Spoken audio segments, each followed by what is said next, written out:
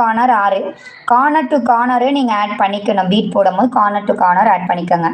So ஊசி இல்லாதவங்க, Chris cross பண்ண தெரியாதவங்களுக்கு இந்த மெத்தடை யூஸ் பண்ணிக்கோங்க. So we are taking only classes. அதாவது என்னோட டெக்னிக்கையும் நான் சொல்கிற விஷயங்கள் வந்து நான் எக்ஸ்பீரியன்ஸ் பண்ணி நான் கற்றுக்கிட்டதை தான் சொல்லி கொடுக்குறேன். ஸோ இது யாருக்காவது கெயினாக இருந்ததுன்னா பண்ணுங்கள். ஏன்னா ஊசி வீட்டில் நிறைய பேருக்கு வீட்டில் குழந்தைங்கள் இருப்பாங்க, பெரியவங்க இருப்பாங்க. நம்ம எங்கே வச்சுட்டு போகிறோம் ஊசி நமக்கே தெரியாது சில டைமு. அப்படின்னு இருக்க பட்சத்தில் இந்த மாதிரி மெத்தட் ஈஸியஸ்ட் வே. ஸோ இப்போல்லாம் நான் இந்த இயர் கிளாஸஸ் தான் நிறைய எடுக்கிறேன். ஸோ ஆர்டர்ஸ் வரதை நான் சொல்கிறேங்க. ஆர்டர் கூடனா ஆர்டர் கூட.